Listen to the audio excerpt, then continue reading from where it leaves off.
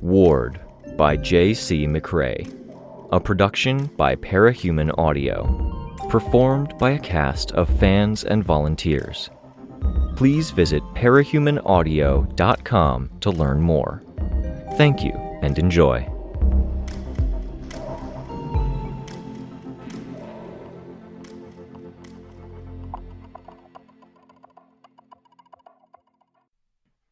Arc 14, Breaking, Chapter 10. I jumped as the door opened. I hated myself for doing it. "You don't need to flinch just from seeing me." Amy's voice was loud in ways that had nothing to do with volume, filling the otherwise silent room. "I thought you said you read my feelings and you understood."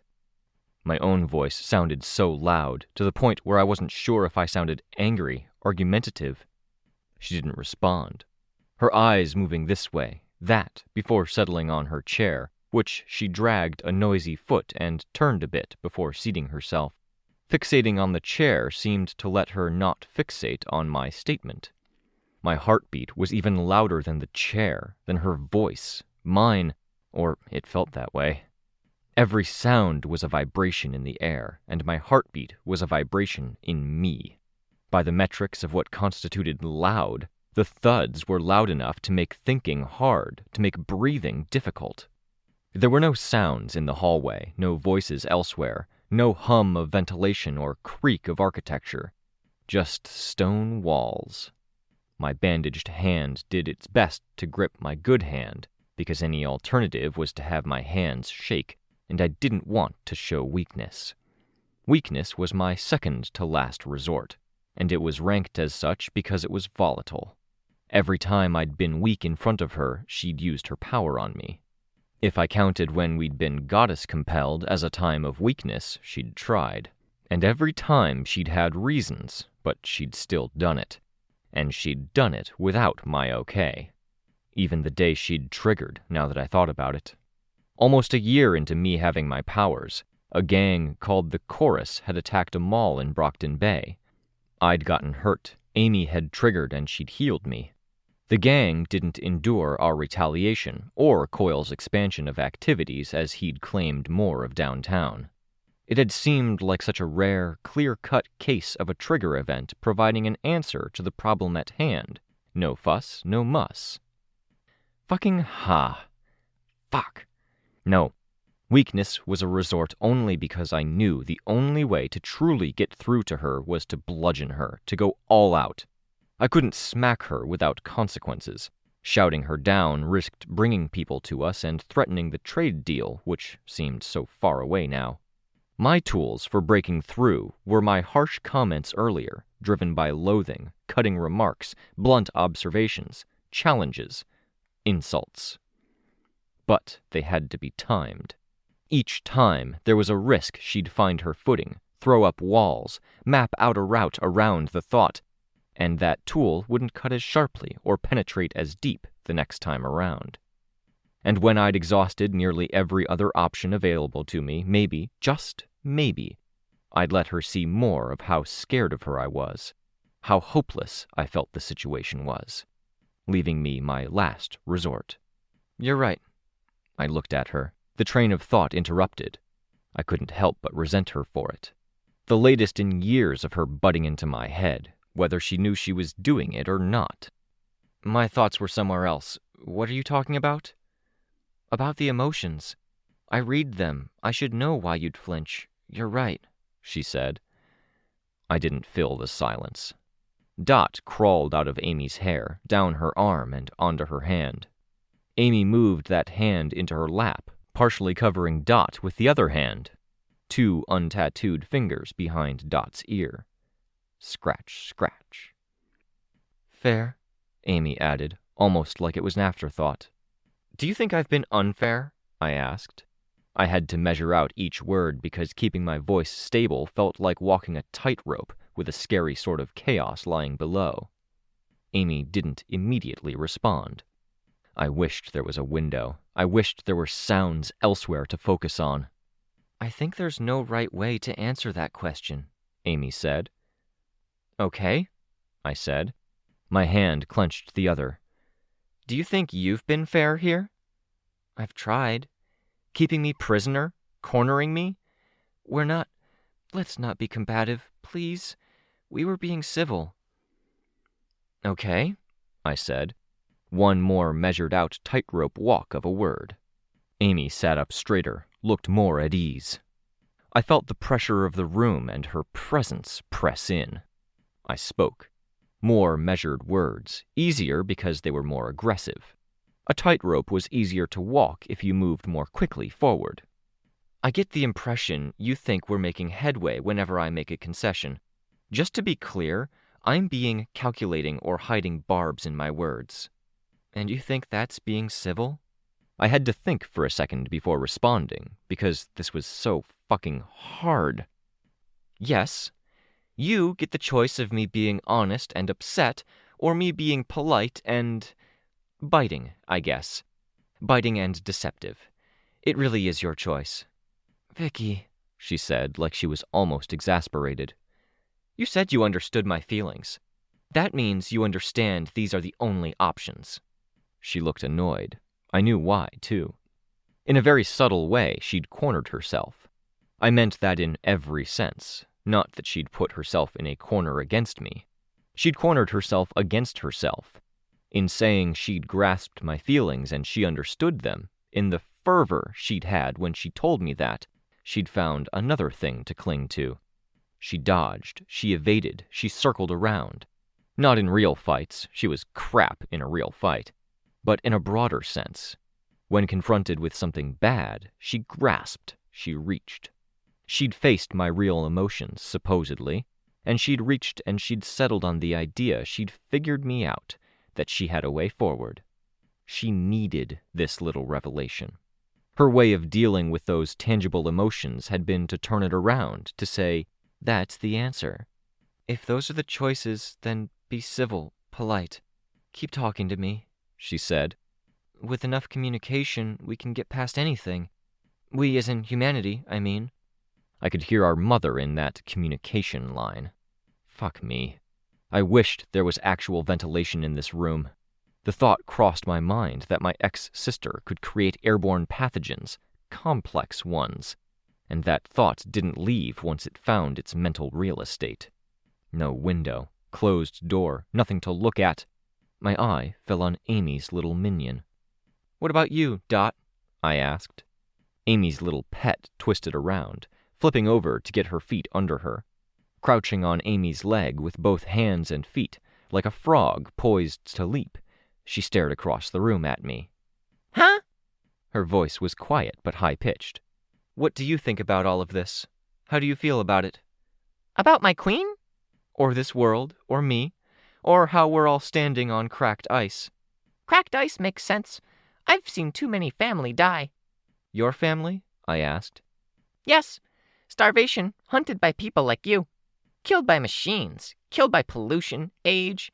It all feels fragile. Every death feels sudden and unfair, like ice. I don't disagree with you there, I said. Dot lived on Bet until a little over a month ago, Amy said. You? Dot asked. She pointed at me, extending a tiny, doll-sized hand. I'm angry. Angry? Okay. Why? Because I want us to be done. I want my queen to build kingdom, gather power, and earn trust of this world. Then she can make journeys.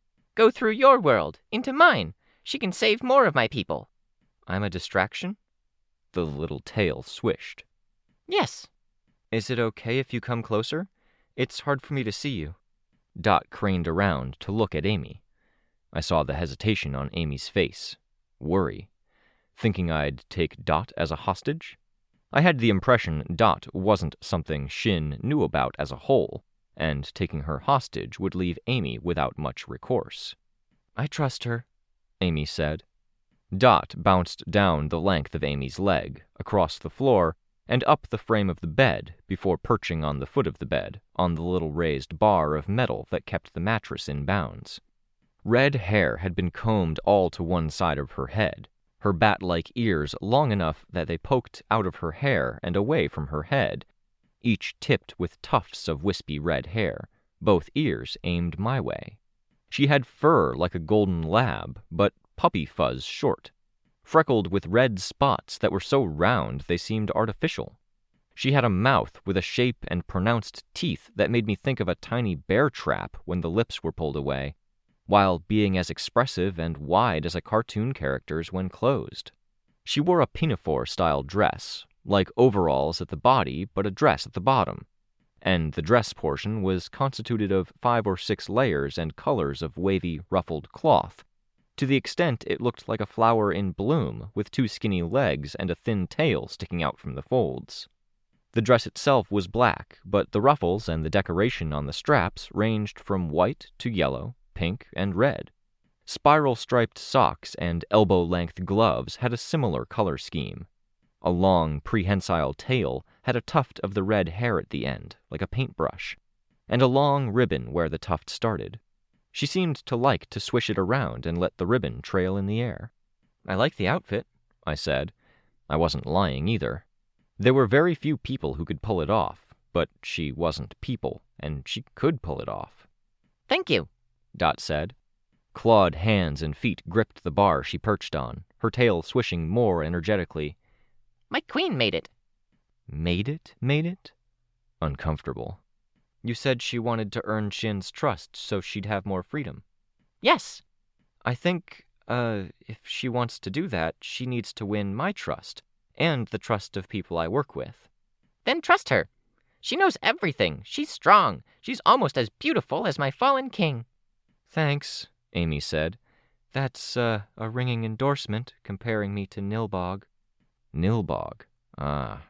That was a heavy topic, and the reality was that I didn't know enough about him.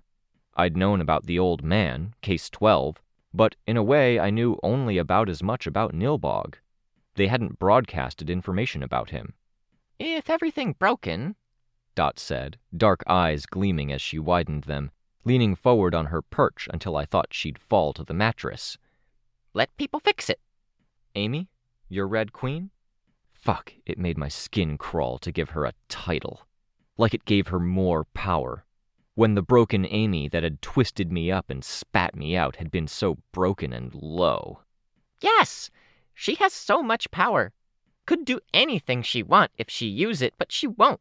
She's still trying to be something she isn't, gentle and human. She needs to be queen instead." "It's not that easy," Amy said.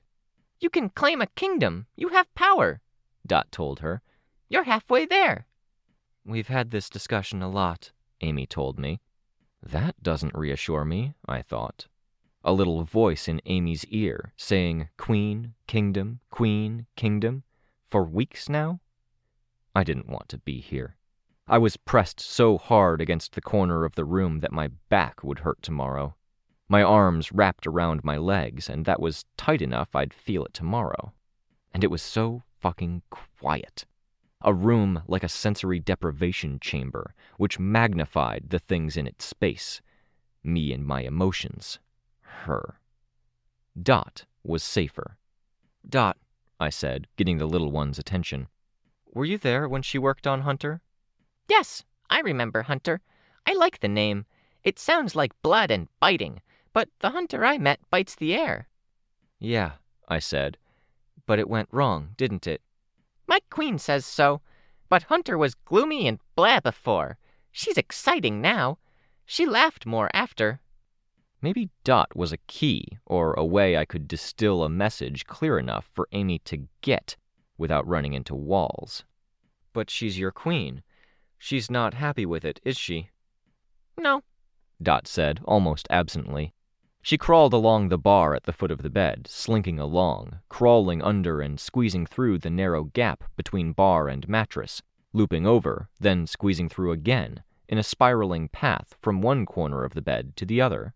Each time she got far enough through the gap, the dress she wore went from being compressed to poofing out dramatically.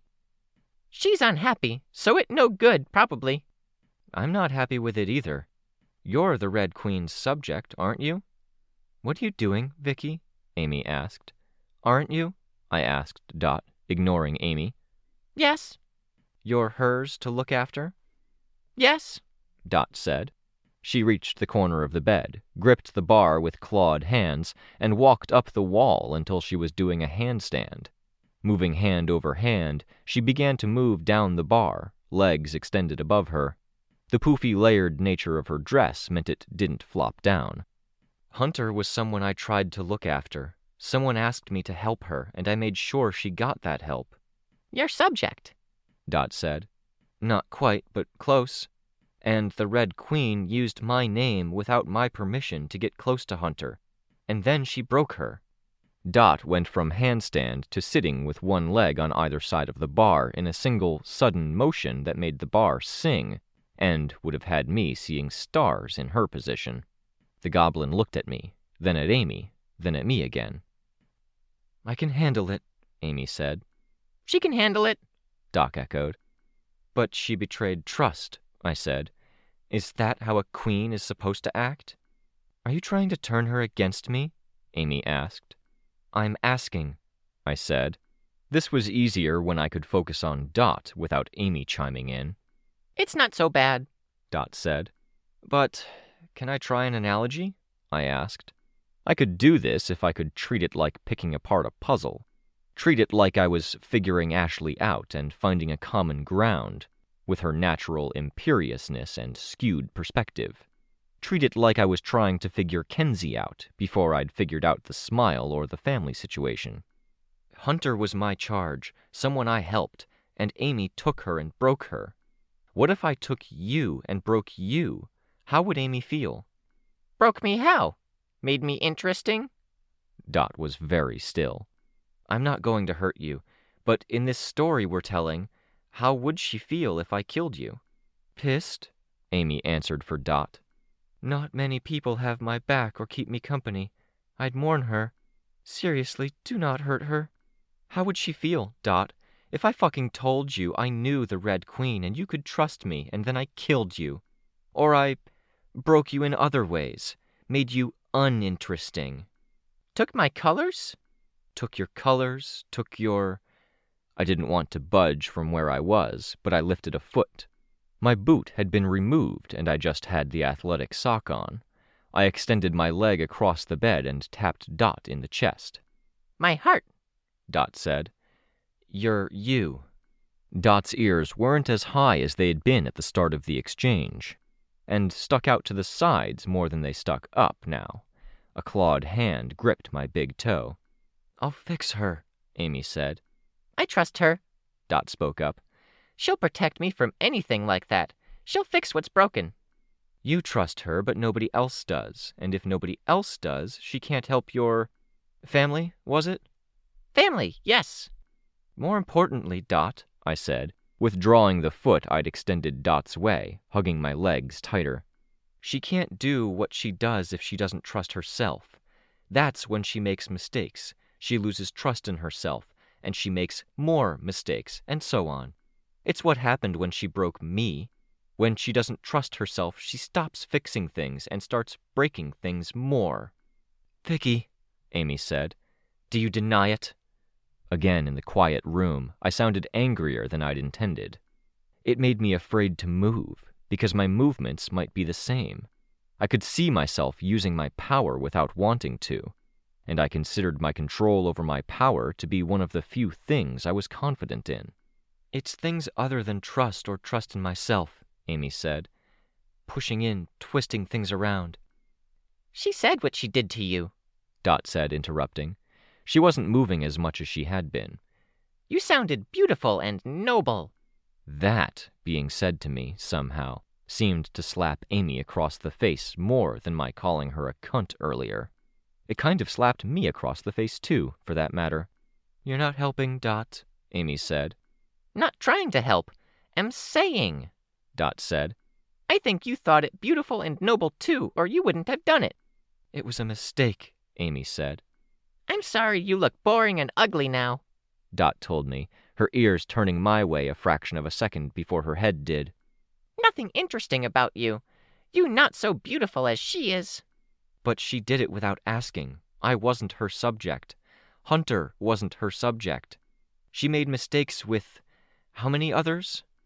3 or 4, Amy said. 10, 12, Dot said. I wasn't there for all.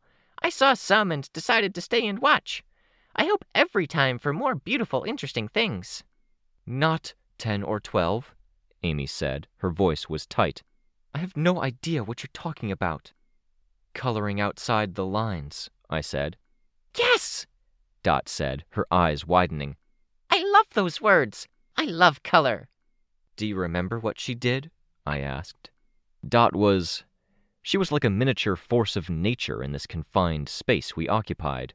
The more exuberant she got, the worse it was for both Amy and I. But it was putting pressure on Amy, uncovering more truths. Her buttons were obvious, apparent, and easy to push. Girl with a bad back, twisted up, the day after Hunter, Dot said. Back straightened until it broke. Snap, crack, couldn't walk. She screamed. That was one, Amy said. I fixed it. The old man, aged backwards, Dot said. Just stop, okay? Amy cut in. This isn't helping anything. Was it interesting? I asked. Dot's head turned my way, eyes wide. She looked interested at the sheer mention of the word interesting, ears up.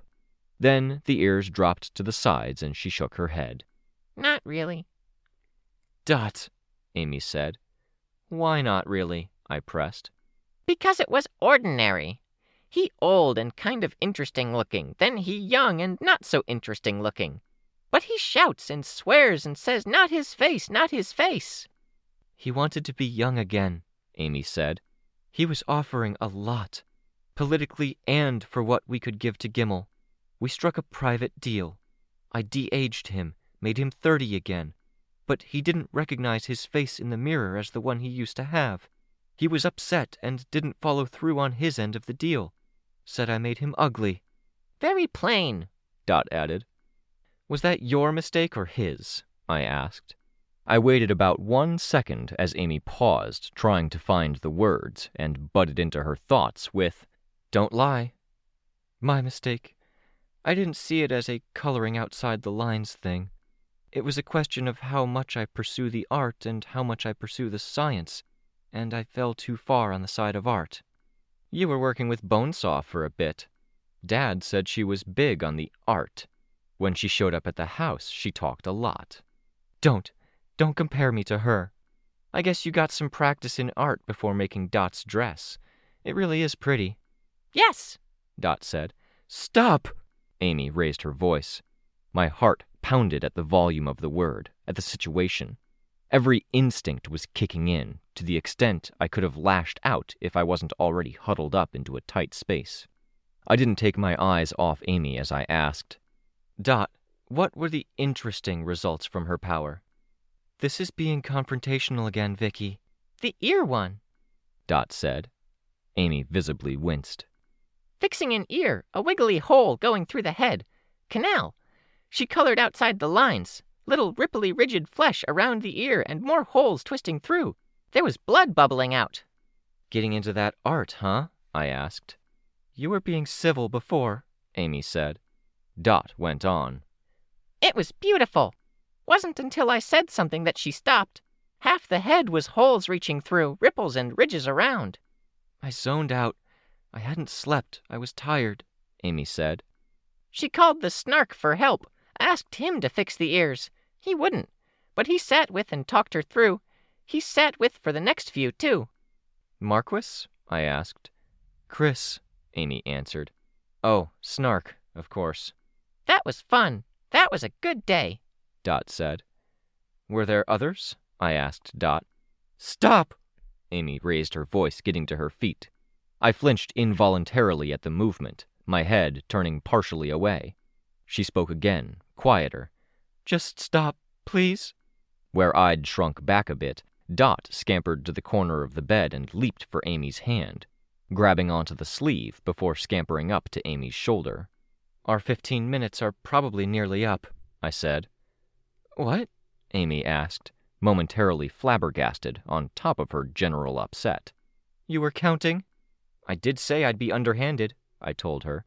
There's no way I'm going to spend more time in your company than I'm obligated to. What the fuck, Vicky? She asked, stepping closer. She stopped when I pulled back.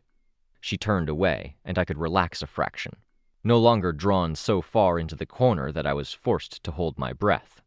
I had a long list of things I wanted to bring up, Amy said. I haven't been idle. I've been trying to help Gimel. I've been trying to heal people who nobody else could help, or use my healing to do more good. I've figured some things out and gathered resources, capes even. Assuming I can trust you, which we haven't really established. You can trust me, Vicky. Can I? Based on what? Based on the fact that I've had good intentions every step of the way. I've always been on your side. The road to hell is paved with good intentions. Fuck off, Vicky, she said. Fuck. I have enough good info and resources that you and I could sit down for an hour and you wouldn't want to imprison me or anything. You'd want to keep talking. If you'd give me a chance. I think my stomach would be all ulcers and I'd be incapable of sleeping after. Or did you forget that you got a taste of what I feel right now? Or is that something you only conveniently bring up? I fucking remember, Vicky, she said, angry now. She paced, not facing me at any point, but still testing my tolerances, setting that panicky feeling into motion, like being in a cage with a tiger. It gets easier each time. It gets harder. No, I can show you that this is doable. You can set the terms of the conversation. Drugged, locked in a room I didn't ask to come to, cornered? No, she said, still angry, angrier. Then I'm free to go.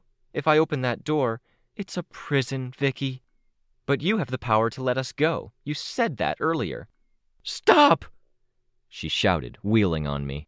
She wasn't at the far end of the room now. She was in the center. I was on the bed in the corner, all tension. But that was the crack. Cracks, though, were unpredictable. They traced across weak points and forked and terminated early. It was hard to predict the route they'd take. So I waited, tense, not breathing. Teacher's exploiting the system, she said, her voice almost emotionless. He's going to pick a fight sooner or later, and it's going to be devastating. He manufactured a crack. He's going to intentionally create more. Each one gives him more access to the system and more control over the levers and knobs that decide everything else. He can force create a dauntless, and the ones he makes will listen to him. I was silent. Teacher was one of the only other people in the birdcage who kind of got it, who engaged with me when I talked about that stuff. She paused. I shouldn't have said as much as I did to Teacher, Amy said. You gave him ideas? I asked. I don't know. He has no interest in ruling the world, and I think he'd view it as a distraction or detriment. Detriment? Because powers don't like stable. As you well know, look at me. The attempt at self-deprecating humor fell flat, came across as mournful, self-pitying. I make mistakes, and my power makes it easy to make mistakes. All it takes is an impulse or a drifting thought. When you're tired, when you're upset, when... I couldn't bring myself to say it. When you're lonely. I'm always tired. I'm always upset. I'm always everything. The first time I felt like I was able to actually take a deep breath was when I went to the birdcage, away. I remained silent, letting her talk. Stability is tricky and hard to maintain. It takes effort. Teacher could control everything, but he'd be fighting against everyone else and even against himself and his power, Amy said. What he wants is bigger than that, and he's getting there. Even with the tools he has, he's too dangerous to fight. Because I can touch someone with powers and look at those powers. I was doing that with Hunter, trying to figure out how to rebuild her personality. She stopped there, almost like her train of thought was gone, or she'd lost herself in memories. I waited. I look at that broken, fragile landscape, and I see Teacher's hand in too many places. With too many connections, too many networks, and a massive hole in another world that he's elaborating on. Okay, I said. Does that count for anything? I could provide more details, but does it matter? What do you mean, count? I asked. Is someone keeping score? I've healed so many people. I've done so much, devoted months of my life to fixing things. I threw myself into things around Gold Morning. I played a big role, for better or for worse. I've always been on your side, and none of it matters. It matters, I said, but it's not like there's a big scorecard where you reach 50,000 points and you win the forgiveness of one unconscionable act. You don't reach a certain point total and win the girl of your dreams automatically. It matters, but it's 50,000 things that matter on an individual basis. I'm not saying I want to win you, Vicky. I'm just saying you want it to count enough. She shook her head. You're not getting it. If you heal thousands of people and you mutilate 12 or so, you're a healer who mutilates people. You don't give me an hour's worth of abstract interpretations of the big picture and buy 15 minutes of me being happy to spend more time with you. That's not what I'm asking for. Bonesaw and Swansong will always be ex-Slaughterhouse 9. Precipice will always be ex-Fallen. Chris will... I don't even know what he's trying to be or not be. He wants to escape his humanity, leave weaknesses behind. He likes you, and that makes him dangerous because he wants to kill what he likes. I nodded. Good to know. I sent him away, Amy told me. Made him leave so he wouldn't retaliate. I don't think he can escape his humanity like he wants. And even if he does find some magic potion that transforms him permanently into something entirely inhuman, if he enlists your help, I won't let him do that. He will have always been human. And me? I will always be the girl who was turned into a monster by my sister, to others in the know and to myself. No, Amy said. She shook her head. Only if you hold on to it. I offered to let you forget it all. Doesn't work that way. If you don't remember it, then you're more beholden to it. What? Amy asked. Vicky, you're a smart person. You got good grades, but that might be the dumbest thing I've heard you say. And I remember being kids and you telling me that birds can't go into space because they need gravity to swallow and therefore they can't swallow while they're up there. On space shuttles, you dumbass. And you need to remember and dwell in the ugly shit because if you don't, you just end up right back in it. How do you change if you don't tackle it head on? By getting through it and then putting it firmly behind you. Except you tried that, apparently, and then you went and you destroyed Hunter. I didn't destroy her. I made a mistake. I think I can fix it.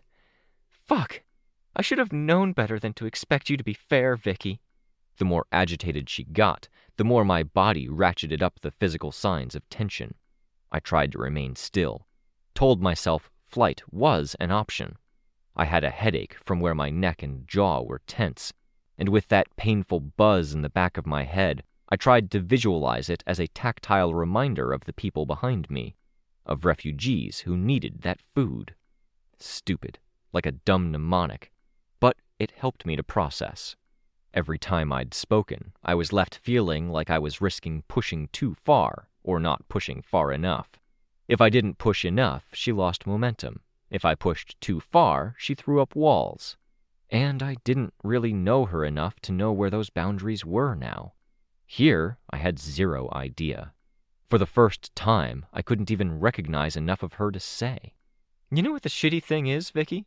I told myself I wouldn't say this. I was doing okay. At the birdcage, after figuring myself out, finding a balance, coming to terms with how much I hated myself, I'm rambling. The fingernails of my good hand dug into my leg. The fingernails of my injured hand touched my leg, two of them wobbly, barely attached. A reminder. I earned my stripes saving the world. I got offered work and money helping manage things behind the scenes, watching Bonesaw. I healed heroes now and then. I managed. I was doing okay. I repaired bridges with Carol, and I had an actual mom for the first time ever. Mark was cool, all considered. I was fine. I didn't do anything to stop that. You kind of did. You appeared at the edges and fringes. You re-entered my life, and it all went to pieces, again and again. All my fault. No, but you didn't make it easier, for yourself or for me. By existing, by having a life, Normally, Amy, when someone does what you do, it'd be you who abides by a restraining order, who stays a certain distance away, or who gets locked up in a cell. That's not what I'm saying, she told me. It would have been best if one of us hadn't made it through Gold Morning, that's all. I maintained eye contact with her for long seconds, staring her down. She was the one to look away first. I don't resent you. I'm on your side, she said, looking at the door. If you need anything, just ask. I'll be here. I thought you said that if I had an honest conversation with you, that you'd do what I asked. She shook her head. Do what I ask, I told her.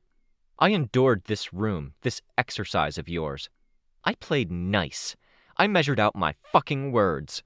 I told you straight up what I needed and wanted, instead of being really underhanded and throwing you a portal to another world and throwing away the key, no warning, no appeals. I told you that I think you need help, that you need to talk to the wardens and talk to a therapist. I tried. I doubt you really tried, I said, anger putting bite into my words. Right now, you're spiraling. You don't stop until someone makes you stop. You hurt Hunter. You never even met her. She still fucking counts. Those 12 people that Dot mentioned, who I fixed, they count. You're going to keep hurting people until someone makes you stop. That's either with the help of a professional, more imprisonment, exile, or a bullet to your head. The look she gave me was as wounded as if I had actually shot her. She walked to the door, opened it, and stood there, door partially open, hand on the handle, talking while her back was to me. While you were unconscious, I was talking to people, catching up on the deals Citrine stuck, Amy said. You're getting out soon. Supplies should be okay. I don't know about the escalated supply I was pushing for, because they don't trust me. Makes sense, I said. They say the doctor drugging you was a miscommunication, but you and I know that isn't true. It was about power. They said the prison guard attack wasn't planned, and Marquis, Chris, and I believe them. Parahumans don't count and can't count in their perspective. Kind of like how I'm not supposed to exist or count in your reality. Citrine had been saying something like that when I left the room with the others. Well, without the self-pitying bullshit. They wanted to make you squirm, but once they heard about you being hurt, they were pretty satisfied with the fact you bled for them and kept your cool. I guess when you do things, they count for something. She hauled the door the rest of the way open and stepped out into the hallway, looking this way and that. Dot, I started. The critter leaped to the doorframe. I supposed there were no guards outside. I'd prepared to say something shorter, more perfunctory, but I found myself mentally stumbling. My realization I could say something more profound tripped over the dizzying relief that Amy was finally fucking off, that the pressure of the room had been relieved, and the adrenaline of being so close to an angry, unhinged Amy. Look after her. Keep her on track. If she makes what she and I call mistakes, it hurts everyone's trust in her, and she can't help your family. It needs to start with helping Hunter. Nobody's going to let that go. Dot's ears moved up, and her tail swished before she leaped away. Yeah. My feet were numb from how hard I'd clenched my legs to my chest. My arm hurt. My hand throbbed while my head pounded. My boots were on the floor, and I pulled them on. I eased my way to the ground, looked over the cot and surrounding area, and then stepped out into the hallway.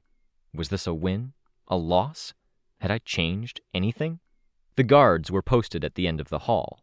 They waited as I walked on a foot that was still partially asleep, sore and spooked. They reached for my arm and I flinched. They took it anyway, then guided me, strong-arming me down one hallway, then the next. Through the maze, deeper into the complex, I was sure. Yet it felt like I was on my way out, away from the bull-headed monster, into light and a place I could breathe again. My hand was shaking and I couldn't make it stop. I was glad for the bandage on the other. We passed into the showers, which smelled like showers in any gym, physio center, or PRT wards building I'd been in, except for maybe the scent of a different flavor of soap. They locked the door behind them, leaving me to find my way myself, my arm feeling bruised where I'd been manhandled. I found my team in the same hallway they'd been in before. She's back, Rein said, for the benefit of the others without the angle or line of sight to see. Sveta? Kenzie asked. Victoria, Rein said, while everyone got to their feet. Hey, Vista said. She hurried to my side, hands steadying me. You're as white as a sheet. The surgery... I shook my head. I counted heads. Tristan, Rein, Kenzie, Ashley, Vista. Where are Sveta and Theo? She got dragged off when you passed out, Tristan said. Marquis said they gave you a drug that knocked you out. Against my will and express permission, I said, my voice tight. That would explain why Sveta flipped. We were wondering if it was her new body having a weird stress response or if something else happened. She fought guards to try to get to you, Tristan said. She almost used her power. We told her to calm down, that we couldn't afford to risk everything. She listened. Where is she? I asked. I need her. Tristan's voice was calm, reassuring. In a special cell. We've been visiting, but they only let one person visit and only for a short while. Theo's with her now. The idea is they're supposed to sit in those cells, then they get dragged off during the next round of punishments. But that punishment doesn't count against their sentence. What? I asked, alarmed. It's okay, Vista said. Citrine's getting us out. We leave before any punishments happen. We don't leave without her. I know. We know, Tristan said. My emotions felt so messy. As bound up and constrained as they'd been in the room, they felt like a tangled mess of wires inside of me now. Impossible to untangle, choking. Why do you need her? Tristan asked. What happened? In my mind, I'd thought of my friend because I could trust her, but I did trust the team, if only a slight fraction less. Master Stranger protocols, I said. Our time with Goddess had hammered in that particular lesson. Everyone got it. What happened? Ashley asked. Amy, Vista guessed. I flinched, looking away. Fuck, Tristan said, with some emphasis and at least 2 syllables. Marquis said she left. He's never been anything but straight with us. We were focused on Sveta because she was in more immediate danger and you were just getting surgery. We looked in once or twice. I shook my head. What did she do? Vista asked. I don't know, but she did use her power on me. Tell me how long I was gone? Not that long. When we last checked in, you were still getting stitched up 40 minutes ago. She wasn't there then. My thoughts were a messy, tangled wirestorm of calculations, dropping one number as I tried to pick up another and arrange events into some kind of sequence. So hard to gauge time. I wouldn't have been out for long. Accounting for the time before our 15 minutes of conversation, the break when she'd left the room, the time to come back, I couldn't imagine she'd had time to do anything big. There was only a gap, a big question mark on my brain and my body. I want to see Sveta, make sure she's okay. Can't. Not until 10 minutes after Theo gets back, Vista said. We won't even be here that long, Tristan said. Then we've got to figure out what we're doing. Doing? I asked. About the raid on Teacher. The word was an alarm bell in my head. I shot him an alarmed look. He'd said it outright, in a place Teacher could overhear. Don't, Ashley said, but she didn't say it like it was a condemnation or a warning. Victoria doesn't need that right now. I really need it. Information, distractions, I said. When I swallowed, I found my throat dry. Please, Tristan answered.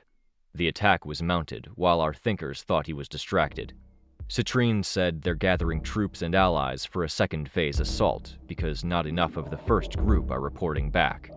We'd be going as late arrivals, stragglers, against an enemy Amy had called unbeatable.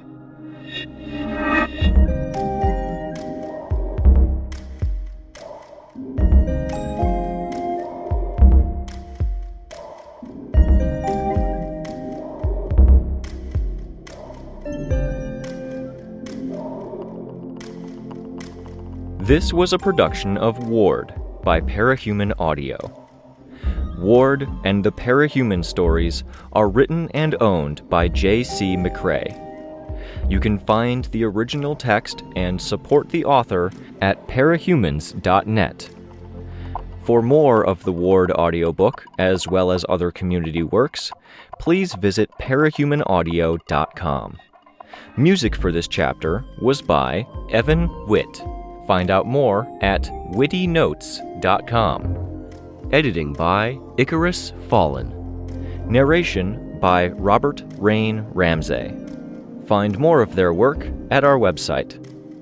Thank you for listening.